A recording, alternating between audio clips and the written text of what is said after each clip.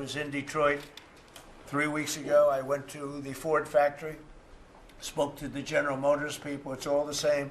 They're doing better than they've ever done. The factory I went to was like a World War I, earlier than World War I factory, opened up.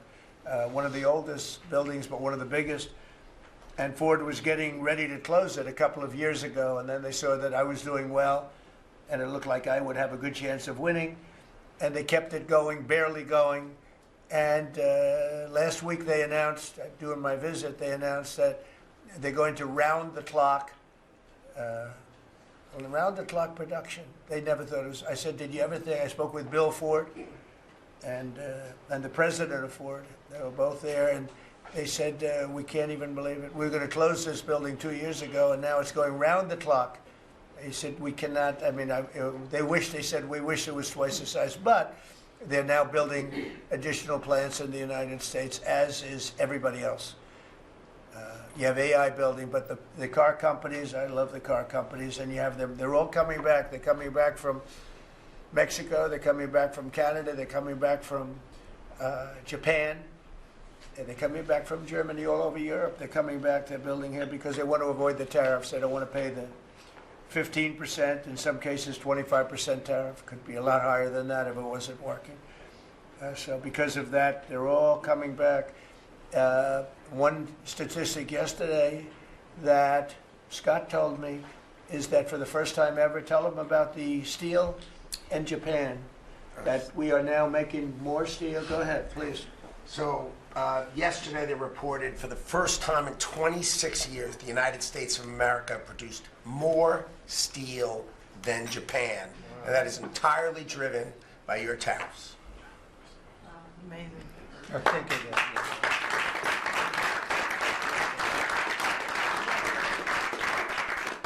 He obviously said that much better than I did, because I got no applause, and I'm giving you home run after home run. He says one thing and everybody one. I should have saved that one for myself.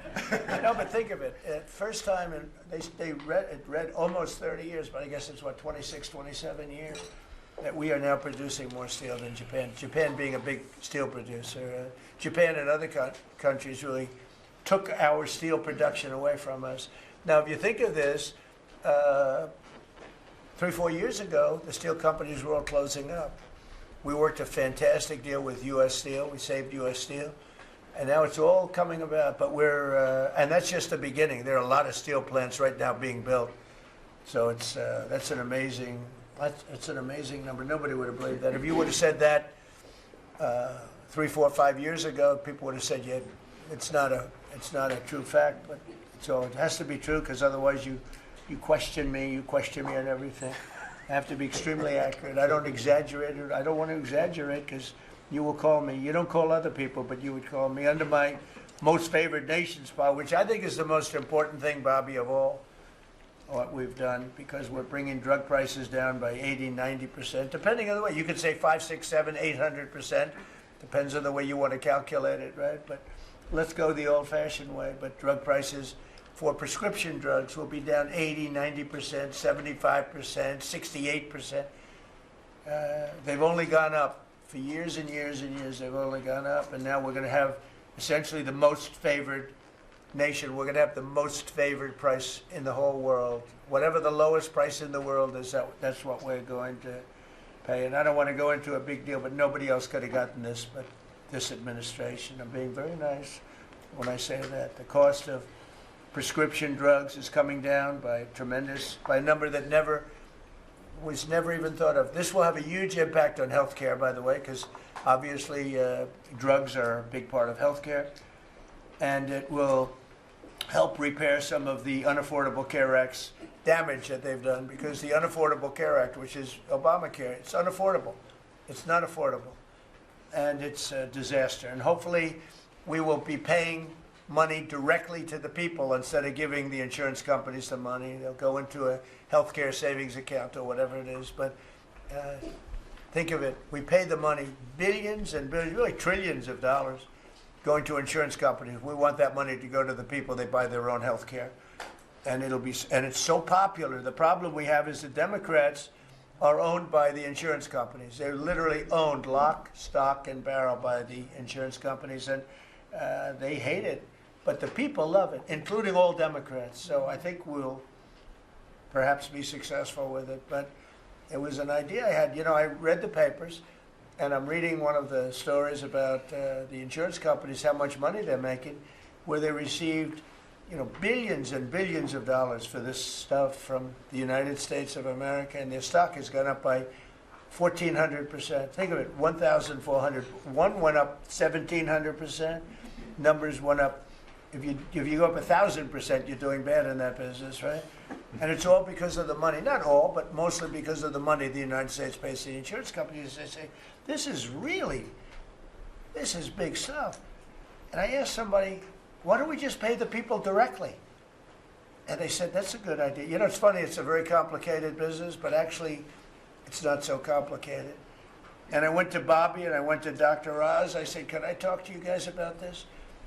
Is this the kind of money the insurance companies get? Yes. Why don't we pay the people directly? And the primary answer was that the Democrats will never go along with it. But the people go along with it because I put it out. It went viral. It went viral. Susie, I went all over the place. It became the biggest story. I just said it.